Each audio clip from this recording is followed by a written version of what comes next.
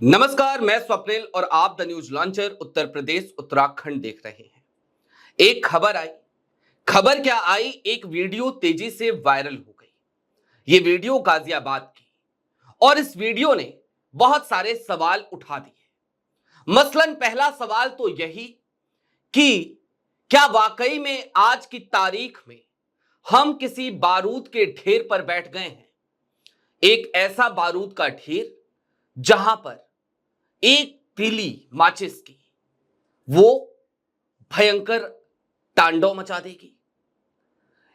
दरअसल गाजियाबाद में, उत्तर प्रदेश के गाजियाबाद में, दिल्ली से सटे गाजियाबाद में केएफसी रेस्टोरेंट के भीतर जो कुछ भी हुआ वो कहीं ना कहीं इसी चीज का संकेत देता है। क्या हुआ उस तरफ चलेंगे, लेकिन उससे पहले मैं आपको जरा कुछ चीजें याद दिला देता हूं।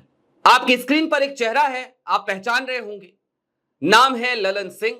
जनता दल यूनाइटेड के राष्ट्रीय अध्यक्ष भी रहे और आज की तारीख में ये शाह साहब और मोदी जी के करीबी बताए जाते हैं। नीतीश कुमार से ज्यादा करीबी उनके ही बताए जा रहे हैं।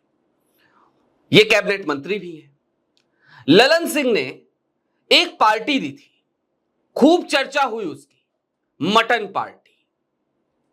लेकिन जरा सोचिए, जब मोदी जी, जिनको लेकर इस देश के तमाम लोग कहते हैं हिंदू हृदय सम्राट हैं, उनके कैबिनेट मंत्री मटन पार्टी दे रहे हो देश के एक कोने में, तब देश के दूसरे कोने में हिंदू रक्षा दल के नाम का एक संगठन और इस तरीके के कई और संगठन वो एक रेस्टोरेंट में घुसते हैं, वहां पर बदतमीजी करते हैं, शटर गिराते हैं और इन सब के बीच नारे भी लग रहे होते हैं।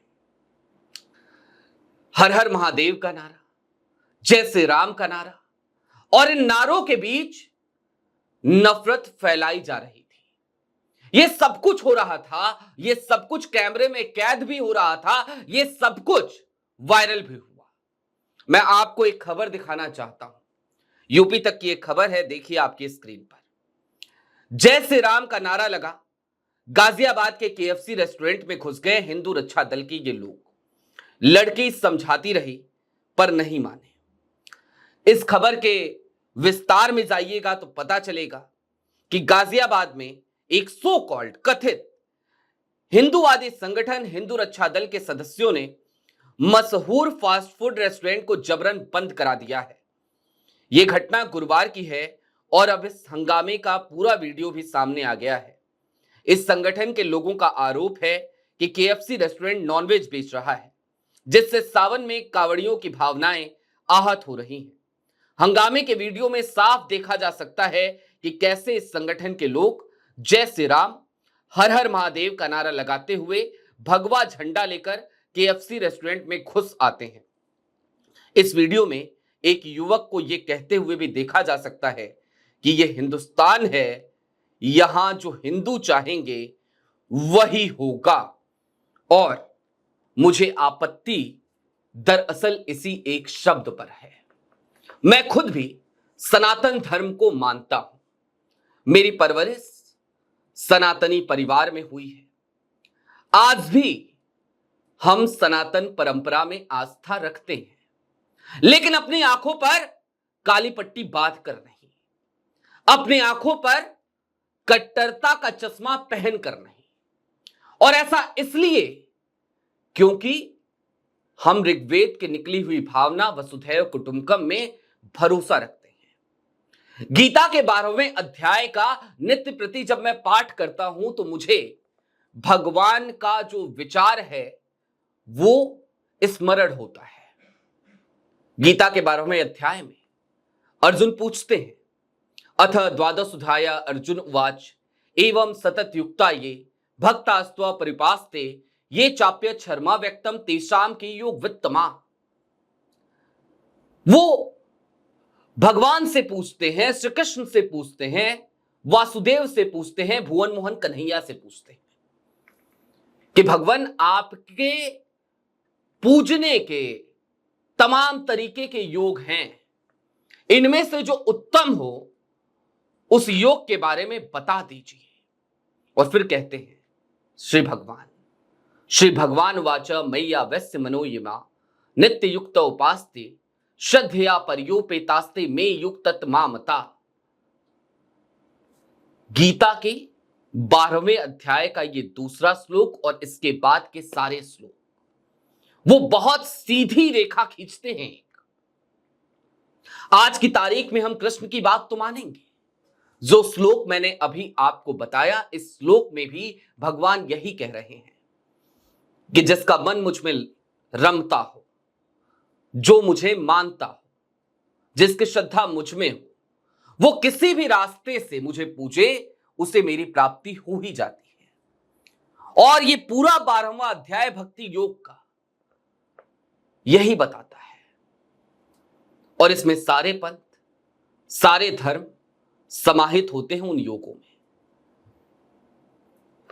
सनातन धर्म की सोच इतनी ब्रॉड है, लेकिन आज की तारीख में ये जो एक स्टेटमेंट था, ये हिंदुस्तान है, यहां जो हिंदू चाहेंगे वही होगा।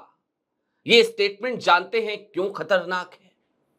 इसी स्टेटमेंट की वजह से जानते हैं मैंने क्यों कहा कि हिंदुस्तान आज की तारीख में बारूद के एक ढेर पर जाकर बैठ गया है।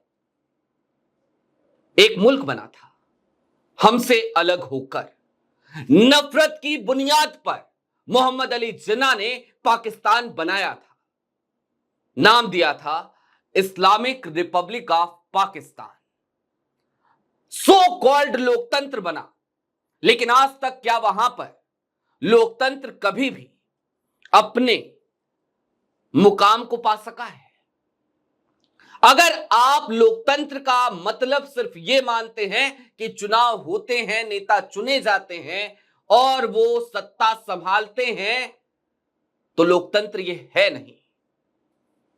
जब मैं लोकतंत्र की बात कर रहा हूं तो फिर जरा सोचिए कि पाकिस्तान में रहने वाले लोगों को क्या उनके वाकई में हक और हकूक मिलते हैं? क्या सभी में समानता है, बराबरी है? हर बार यही तो बात कही जाती है ना कि पाकिस्तान में माइनॉरिटीज के साथ देखिए क्या हो रहा है। तो जब हम पाकिस्तान के माइनॉरिटीज को लेकर के इतने चिंतित हैं, तो फिर अपने यहां के माइनॉरिटीज को लेकर क्यों नहीं? क्या हम आज की तारीख में खुद की तुलना पाकिस्तान से कराना चाहते हैं? क्या हम आज की तारीख में पाकिस्तान के नक्शे कदम पर चलते हुए नफरत फैलाना चाहते हैं? क्योंकि ये जो कुछ भी देखा आपने और बीते कुछ दिनों से जो कुछ भी हम देख रहे हैं लगातार, ये कहीं ना कहीं पाकिस्तान के नक्शे कदम पर चलने जैसा है। देर नहीं हुई है इस बात को समझने में कि ये यानी कि हमारा मुल्क एक जीता जागता मिसाल है जिंदा लोकतंत्र का, एक फंक्शनल डेमोक्रेसी का। और फंक्शनल डेमोक्रेसी तभी तक रहती है जब तक वहां पे इस तरीके की कट्टरता ना आए। अभी के लिए दीजिए इजाजत। ऐसे ही तमाम अपडेट्स, तमाम डेवलपमेंट्स के लिए जुड़े रहिए the news launcher Uttar Pradesh Uttarakhand के साथ। चलते चलते यही अपील, द न्यूज लॉन्चर पर आपसे हम सब की मुलाकात लगातार होती रहती है। द न्यूज लॉन्चर का ये रीजनल प्लेटफॉर्म है, the news launcher Uttar Pradesh Uttarakhand. इसे भी अपनी मोहब्बतों से नवाजें, सब्सक्राइब जरूर करें। शुक्रिया।